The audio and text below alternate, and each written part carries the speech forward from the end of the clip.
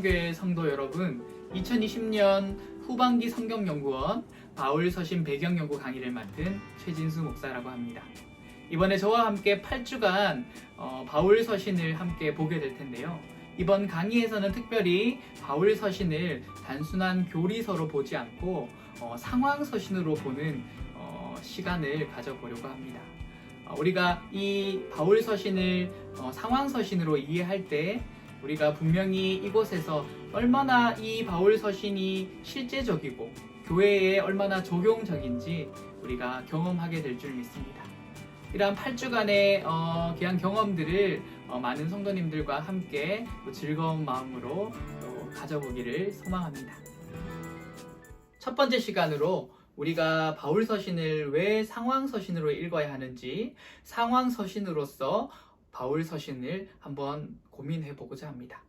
그리고 우리가 계속해서 바울서신의 시작이 되는 사실 바울의 하나님의 부르심과 또 하나님께서 바울을 통해서 이 열방에 하나님께서 주님의 교회를 세우시고 또 이방의 선교의 역사를 이루어 가시는 그 과정들, 그것들을 살펴보면서 하나님께서 이 바울을 통해서 어떠한 마음으로 이 서신서를 기록하게 하셨는지 우리가 살펴볼 수 있을 것 같아요. 여러분 혹시 이 옆에 보시면 보이는 게 무엇인 것 같으십니까? 네, 언뜻 봐도 잘 알 수 있겠죠. 바로 편지입니다.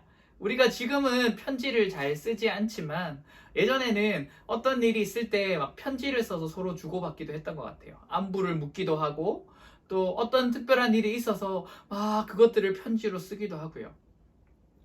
오늘 물론 지금은 이렇게 편지를 잘 쓰지 않지만 우리가 얼마 전에 한 친구가 편지를 썼어요. 물론 저한테 쓴 편지는 아닙니다. 지금 우리가 코로나19 사태로 많이 힘들어하고 있고 또 많이 힘들었잖아요. 그런데 우리 한 친구가 이 편지를 쓴 거예요. 사실 온 국민들이 다 힘들고 성도분들이 힘들지만 아마 가장 힘든 사람들은 또 그 현장에서 일하는 사람이 아닐까 생각됩니다. 의료인도 그렇고 또 공무원들, 그리고 또 특별히 오늘 이 편지를 받게 되는 이 분들은 현장에서 참 많이 힘들었을 것 같아요. 그래서 우리 친구가 그 감사한 마음을, 고마운 마음을 또 격려하는 마음으로 이 편지를 기록한 것 같습니다. 우리가 이렇게 이 편지를 읽을 때 사실은 그냥 내용만 봐서는 완벽하게 다 그걸 이해할 수가 없어요. 왜냐하면 이 편지를 쓰는 사람은 편지를 받는 특정한 대상에게 이 편지를 쓴 거거든요. 그렇기 때문에 서로가 이미 알고 있는 그 사실에 대해서는 생략하는 경우가 많이 있습니다. 그리고 그 특정한 대상, 그 대상을 우리가 상상하면서 들어야지 우리가 그 편지를 다 이해할 수가 있지. 아니면 다른 사람이 이 편지, 그러니까 편지를 가장 먼저 받게 되는 그 사람을 제외하고 다른 사람이 읽을 때는 그 상황을 이해하기 전까지 완전히 그 편지의 내용을 이해하기란 참 쉽지 않은 거죠. 그렇게 우리가 이 편지를, 오늘 이 친구가 쓴 편지를 읽을 때도 코로나19 상황이 어떻고, 그때 소방관들이 얼마나 고생했고, 어떻게 소방관들이 일하였구나 라는 사실을 우리가 그 배경과 상황과 그 환경과 맥락을 알았을 때 그때의 이 편지가 얼마나 감동적이고 얼마나 아름다운지 알게 되는 거죠. 이런 편지와 같이 사실은 사도 바울이 쓴 이 서신서도 동일한 편지의 형식이라는 거죠. 우리가 66권의 어떤 한 성경의 한 권으로 생각하며 사실 정말 그냥 우리가 무언가를 배우고 하나님께서 단순히 어떤 진리를 가르쳐 주시기 위해 쓴 책 같지만 하나님께서 주신 이 서신서는 바울의 특정한 배경 속에 특정한 문제들, 또 특정한 교회를 대상으로 향하여 쓴 그 편지인 거죠. 이 편지라는 형식으로 우리에게 하나님께서 이 바울 서신을 주신 것은 또한 그 특별한 이유가 있는 거죠. 우리가 계속해서 알아가겠지만 이 바울 서신서의 이 배경이 되는 이 내용들을 우리가 점점 알아가고 이 서신서를 읽을 때 정말 이것이 단지 어떠한 교리구나, 어떠한 원리구나, 어떠한 지식이구나를 넘어서서 진짜 하나님께서 우리의 교회들을 위해서 말씀하시고 얼마나 우리 교회에 이것들을 적용할 수 있고 또 우리의 삶에 적용할 수 있는지 하나님의 마음을, 또 하나님께서 바울을 통해 전해주신 그 마음을 우리가 깨달을 수 있는 거예요. 그래서 우리가 단순히 어떠한 지식적으로 이 바울 서신서를 보는 것이 아니라 모든 상황과 맥락 속에서 하나님의 마음을, 또 그 하나님을 마음을 받았던 이 바울의 마음을 이해하면서 우리가 서신서를 함께 읽어 나갔으면 좋겠습니다. 우리가 이 편지라고 이야기했잖아요. 그렇다면 우리가 편지를 받았을 때 가장 먼저 보는 게 뭘까요? 맞습니다. 편지가 딱 왔을 때, 누구한테서 왔지? 를 보게 되겠죠. 오늘 이 사도 바울이 쓴 이 편지를 누가 보냈겠습니까? 당연히 바울이 보냈죠. 그 다음엔 또 뭘 살펴봅니까? 이거 누구한테 보낸 거지? 엄마한테 보낸 건가? 아빠한테 보낸 건가? 나한테 보낸 건가? 이 편지를 받는 사람이 누구인지 먼저 그 다음은 보게 되는 겁니다. 그래야 이 편지가 정말 어떠한 내용인지 어떠한 목적인지 사실은 수신자와 발신자에서부터 그것들을 예측하고 또 이해할 수 있게 돼요. 그리고 그 다음에 사실 엄청 중요한 내용이 뭡니까? 중요한 것이 뭡니까? 편지를 펼쳐봐야겠죠. 편지를 펼쳐보았을 때 이 편지의 내용이 무엇인가? 왜 이 사람이 나에게 이런 편지를 썼지? 하는 이 편지를 쓴 이유를 보는 거죠. 맞습니다. 그것이 바로 우선 기본적으로는 편지를 이해하는 시작이 될 겁니다. 그래서 우리가 이 사도 바울의 서신서를 이해하기 위해서는 가장 먼저 이 편지를 쓴 발신자, 당연히 바울이겠죠. 그리고 수신자, 그리고 이 각각 교회들을 얘기하는 겁니다. 그리고 편지를 쓴 이유, 각각의 이유가 다르겠죠. 이것들을 우리가 살펴보면서 함께 서신서를 알아갈 거예요. 우리가 편지에서 물론 발신자, 수신자, 편지를 쓴 이유가 중요한데, 그런데 이게 온전히 이해가 되려면 사실은 우리가 더 깊이 생각해 볼 게 있어요. 우리가 아까 전에 편지에서 봤던 것처럼 우리 어린이가 쓴 편지 있잖아요. 이 상황 속에 감사하다는 건 알 수 있어요. 너무 고맙다. 너무 감사합니다. 코로나19로 이렇게 도움 주셔서 감사합니다. 그런데 중요한 건 만약에 이 코로나19를 모르는 이 다음의 세대 아니면 이 전 세대가 만약에 이 편지를 봤다고 생각하면 이게 무슨 이야기인지 정확히 잘 모를 거예요. 코로나19가 엄청난 전 세계적인 바이러스의 감염으로 힘들고, 그래서 그 사람들이 격리를 해야 되고, 때로는 위중한 상태의 사람들이 너무 많기 때문에 긴급한 치료도 필요하고, 이러한 코로나19 사태의 상황을 자세히 알지 못한다면 지금 이 편지를 쓴 이유를 명확하게 파악할 수 없을 겁니다. 그렇기 때문에 우리가 이 가장 중요한 발신자, 수신자, 또 편지를 쓰는 이유를 우리가 알아야겠지만, 그와 동시에 특별한 상황, 그리고 그 특별한 이유, 이 편지가 쓰여진 배경들을 이해하는 것이 굉장히 중요하다는 거예요. 그래서 바울 서신서를 이렇게 생각하셔야 됩니다. 바울이 전도 여행 중에 세웠거나 방문한 교회를 위해서 특별한 상황 속에서 특별한 이 문제나 이유로 바울이 건강한 교회를 세우기 위해 쓴 편지다 라는 것을 기억하셔야 하는 거죠. 그렇기 때문에 우리가 이 서신서를 이해하기 위해서는 특별한 상황, 특별한 이유들을 우리가 함께 총체적으로 이해해야 하는 거죠. 그러기 위해서 이 바울의 선교를 우리가 살펴볼 필요가 있습니다. 그렇다면 이 바울의 선교에 대한 내용, 어디서부터 우리가 찾아보고 또 어디서 이 풍성한 자료를 얻을 수 있을까요? 네, 바로 사도행전입니다. 그렇기 때문에 사도행전을 이야기하지 않고 넘어갈 수가 없습니다. 사도행전의 이야기를 우리가 한번 해보고자 하는데요. 사도행전을 우리가 연구하는 것은 아니기 때문에 간략하게 한번 이야기하면서 넘어갔으면 좋겠습니다. 사도행전, 그 시작이 어떻게 되는지 아십니까? 사도행전의 시작은 바로 예수님의 부활을 목격한 사람들, 그 사람들의 이야기로 시작이 돼요. 그 사람들이 예수님의 제자들과 또 500의 형제들, 수많은 사람들이 예수님의 부활을 목격하고 또 예수님이 승천하시면서 우리에게 약속하신 그 약속을 기다리라 하는 그 약속들을 기억하면서 제자들이 모여서 기도하게 되죠. 그렇게 예수님의 그 약속을 붙들면서 기도하다가 그 놀라운 사건이 일어나는데, 이 놀라운 사건이 바로 이후에 그 놀라운 사역들, 놀라운 역사들, 교회가 세워지고 또 바울을 부르셔서 온 이방에까지 복음이 전해지는 그 일에 사실은 완전한 시작이 되는 거예요. 자, 그렇게 해서 제자들이 막 뜨겁게 기도를 했잖아요. 기도하다가 그 사건이 일어나게 되는 거죠. 여러분, 그 사건이 어떤 사건인지 너무나도 잘 아시죠? 사도행전 2장에 등장하는 바로 오순절 성령 강림 사건입니다. 네, 이 성령 강림 사건 우리가 엄청 많이 들었기 때문에 막 상상이 돼요. 우리가 사모하는 마음, 성령에 사모하는 마음도 있었고, 그죠? 이렇게 막 성령의 불이 막 사람들을 감싸는 거예요. 제자들을 감싸는 거예요.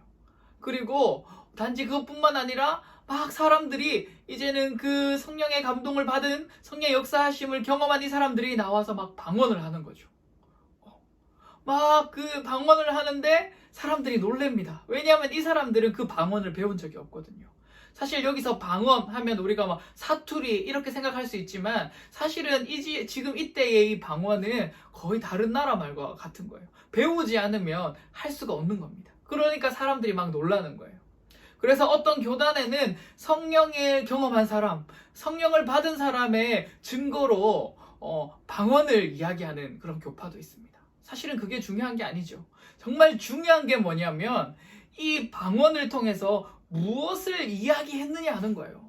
그러니까 막 혀가 꼬여서 막 이상한 말을 막 하는 게 신기한 게 아니라, 외국어를 하는 게 신기한 게 아니라, 하나님께서는 이 성령을 받은 사람으로 하여금 이 방언이라는 방법으로 무엇을 하도록 하셨나 하는 거죠. 성경에 보면 이렇게 등장합니다. 이때 이 방언을 이야기하는 이 사람들이 각각 밖으로 나와서 하나님의 큰 일을 이야기한다, 이렇게 표현해요. 이 하나님의 큰 일은 무엇일까요? 맞습니다. 바로 예수 그리스도의 죽으심, 예수 그리스도의 이 부활하심, 예수 그리스도께서 우리에게 이 하나님 나라를 허락하시는 이 복음에 대해 이야기하는 거죠. 바로 하나님의 약속에 대해 이야기해 주는 겁니다. 이 놀라운 사실들을 사실 이미 방언을 통해서 하나님께서 보여주고 계신 거죠. 우리가 그래서 이 방언을 어떠한 막 그 증거, 어떠한 그 신기한 일로만 볼 게 아니라 하나님의 그 앞으로의 일하심을 보여준다라는 모습으로 볼 수가 있어요. 또 우리가 이 성령 강림 사건 바로 뒷장면에 무엇이 등장하냐면 바로 베드로의 오순절 설교가 등장을 합니다. 이 베드로의 오순절 설교를 우리가 한번 살펴봤으면 좋겠어요. 베드로 오순절 설교는 사도행전 2장 14절부터 42절에 등장하는데요. 우리가 오늘은 38절에서 41절을 한번 봤으면 좋겠어요. 38절부터 41절까지 말씀입니다. 베드로가 이르되 너희가 회개하여 각각 예수 그리스도의 이름으로 세례를 받고 죄 사함을 받으라. 그리하면 성령의 선물을 받으리니 이 약속은 너희와 너희 자녀와 모든 먼데 사람 곧 주 우리 하나님이 얼마든지 부르시는 자들에게 하신 것이라 하고, 또 여러 말로 확증하며 권하여 이르되 너희가 이 패역한 세대에서 구원을 받으라 하니, 그 말을 받은 사람들은 세례를 받음에 이날에 신도의 수가 3,000이나 더하더라. 아멘. 이 본문 우리가 너무 잘 알고 있죠. 하나님께서 베드로를 통해서 이 성령의 역사하심을 경험한 이 베드로를 통해서 설교를 하게 하시는데 놀라운 역사가 일어납니다. 하루에 신도가 3,000이나 모인 거예요. 엄청 놀라운 부흥이죠. 그래서 이 사건을 계기로 바로 예루살렘 교회가, 초대교회가 탄생하게 되는 겁니다. 그래서 우리가 이것만 하나님께서 이 베드로의 설교를 통해서 놀라운 부흥의 역사를 시작하시고 교회를 시작하셨구나 라고만 하는데 사실은 여기에 읽어볼 부분이 있어요. 39절에 제가 빨간색으로 칠해놓은 부분이 있습니다. 여기를 한번 읽어볼까요? 모든 먼데 사람. 그리고 또 두 번째 한 구절이 더 있죠. 우리 하나님이 얼마든지 부르시는 자들에게. 자, 이렇게 복음의 역사, 회개하여 각각 예수 그리스도의 이름으로 세례를 받고 제사함을 받으라. 그리하면 성령의 선물을 받으리니. 이게 무엇이냐면 바로 구원의 약속인 거죠. 그런데 이 약속이 누구에게 해당되냐면 너희 그리고 너희 자녀, 이 말은 바로 이스라엘 백성들을 이야기하는 겁니다. 아브라함의 자손들, 이 약속의 자녀들을 이야기하는 거죠. 그런데 이스라엘 백성들은 사실 이거에 대해서만 귀를 기울였던 것 같아요. 이 예루살렘 교회가 세워지고 또 그 복음이 전파되지만 이스라엘 사람들은, 그 약속의 사람들은 자기들만이 그 약속의 주인공이라고 생각을 했어요. 그래서 사실은 이 이스라엘 백성들 그리고 제자들까지도 이 유대 사회와 이 이스라엘을 넘어서지 못합니다. 그렇게 복음의 역사가 그 이스라엘을 넘어서지 못하는 거예요. 하지만 하나님은 아까 방언의 역사들도 얘기를 했지만 이 베드로의 설교, 이 성령 충만함을 받은 이 베드로의 설교를 보면 베드로가 온전히 이때는 이해하지 못했지만 하나님의 뜻이 들어있는 거예요. 그것이 바로 모든 먼데 사람, 우리 하나님이 얼마든지 부르시는 자들, 곧 온 열방을 이야기하는 거죠. 이렇게 하나님은 이미 이 복음의 역사가 온 열방 가운데 이루어져야 함을 말씀하고 계시는 거예요. 그렇지만 이 이스라엘 백성들은 여전히도 이 구원의 대상이 이 약속의 백성, 바로 이스라엘밖에 없다고 생각을 하는 겁니다. 하지만 하나님의 역사는 계속되죠. 우리 디모데전서 2장 4절에 하나님께서 바울을 통해 이렇게 말씀하십니다. 하나님은 모든 사람이 구원을 받으며 진리를 아는 데 이르기를 원하시느니라. 아멘. 하나님은 이렇게 온 열방이 구원받기를 원하세요. 그 복음을 알기를 원하십니다. 그런데 이 이스라엘의 백성들, 그리고 더더욱이 예수님의 이 제자들도 이스라엘 이 영향권을 넘어서지 못하는 거예요. 왜냐하면 그들에겐 여전히 너무나도 오래도록 이 선민사상, 그 약속의 자녀라는 사실이 너무 강력하게 그들을 쪼이고 있었거든요. 그래서 하나님께서는 특별한 방법으로 이방 선교를 시작하십니다. 특별한 사람을 부르심으로 말이죠. 그 특별한 사람이 누구였습니까? 맞습니다. 바로 사도 바울입니다. 하나님께서는 이렇게 바울을 부르세요.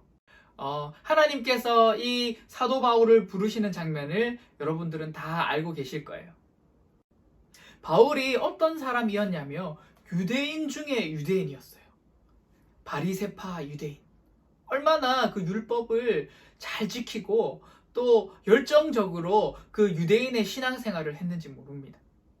그런데 그런 열정이 강했기 때문에 그리스도인들을 얼마나 핍박했는지 몰라요. 그 스데반의 박해와 연결된 사람도 바로 이 사도 바울이고 지금 이 순간 이제 하나님께서 부르시는 이 순간에도 그는 그리스도인들을 박해하러 걸어가는 중이었거든요. 그만큼 유대인으로서 얼마나 열성적이고 열정적이었는지 모릅니다. 사실은 유대인으로서는 이해할 수 있는 거죠. 왜냐하면 유대인으로서의 예수님은 어쩌면 이단의 우두머리와 같고 그 그리스도인들은 이단들과 같은 것이었거든요. 그렇기 때문에 온 힘을 다해 박해를 하는 거예요. 그러다가 이 바울이 누군가를 만납니다. 누구를 만나죠? 바로 예수님. 부활하신 예수님이죠. 이 부활하신 예수님을 만나는 것, 아까 전에 우리가 잠깐 봤죠? 맞아요. 사도행전 시작할 때 바로 이 장면을 우리가 목격했습니다. 부활하신 예수님을 만남으로 이 놀라운 역사, 이 이야기들이 또 사도 바울을 통해 시작되는 거예요. 그렇게 사도 바울은 부활하신 예수님을 만나고 강력한 회심의 역사, 성령의 역사를 경험하고 그의 삶이 완전히 뒤집어지는 거죠. 그리고 예수님께서는 그 사도 바울에게 이렇게 말씀하십니다. 너는 이방의 빛이라. 이제껏 그 유대 이스라엘의 바운더리를 넘어서지 못했던 이 제자들, 그 제자들 속에 이제는 사도 바울을 부르는 거예요. 사도라는 말은 예수님의 제자란 말이죠. 그렇게 사도 바울을 부르셔서 이제는 그 바운더리를 넘어서서 정말 하나님의 뜻을 이 온 열방 가운데 나타내시고 또 역사하시는 겁니다. 그렇게 이 사도 바울을 통해서 하나님의 그 사역들, 하나님의 역사들이 시작되는 거예요. 이렇게 우리가 사도의 부르심까지 함께 이야기했는데 이 이후에 우리가 다음 주에는 어떤 이야기들을 살펴볼 거냐면 우리가 사실 사도행전의 시작이 바로 베드로잖아요. 베드로를 통해서 이 초대교회가 시작되고 그 역사들을 이루어가는데 이 베드로에게 하나님 주신 이 이스라엘의 복음, 이것들이 이제 어떻게 사도 바울으로 넘겨지고 또 어떻게 사도 바울을 통해서 온 열방으로 이 놀라운 역사가 확장되어지는지 그 과정을 우리가 함께 살펴보고 또 바울의 전도 여행을 우리가 한번 살펴보면서 어떻게 이 교회들이 세워지고 또 어떻게 이 교회들이 다시금 문제가 생겨서 이 서신서들을 통해서 바울이 그 교회를 새롭게 하기를 원하는지 그 장면들을 앞으로 우리가 함께 묵상하고 연구해 보도록 하겠습니다. 오늘 강의를 우리가 한번 정리해 보도록 하겠습니다. 첫 번째는 바울 서신은 단순한 교리서가 아니라는 거예요. 이 바울 서신은 특별한 상황과 특별한 이 문제 속에서 건강한 교회를 세우기 위한 바울의 편지라는 거죠. 그렇기 때문에 특정한 대상이 있고 그리고 특별한 내용이 있고 그것들을 아우르는 특정한 상황과 배경이 있다는 사실을 우리가 기억해야지 이 편지를 온전히 이해할 수 있다는 겁니다. 그리고 두 번째는 이 상황과 배경이 되는 시작, 이 이방 선교의 시작에 대해서 우리가 함께 그 이야기를 함께 살펴봤는데요. 이것들이 이제는 이스라엘, 이 베드로에서 어떻게 열방으로 옮겨져 가는지 하나님께서 사도 바울을 부르시고 또 그를 이제 이방의 빛으로 부르시면서 그의 이야기들을 시작해 나가시는 그 하나님의 역사를 살펴봄을 시작했습니다.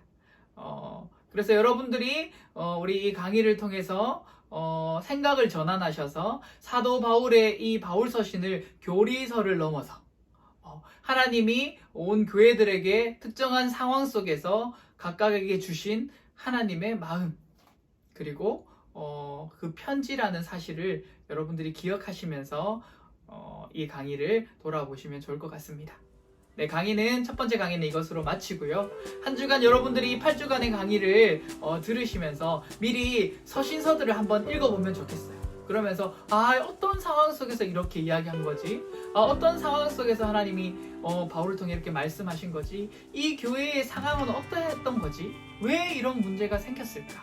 이런 고민들을 한번 해보시면서 서신서를 읽어나가면 너무나도 좋을 것 같습니다.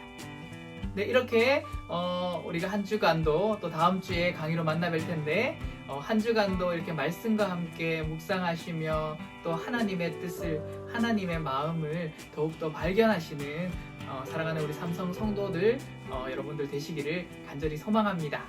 한 주간도 말씀과 함께 승리하시기를 기도합니다. 감사합니다.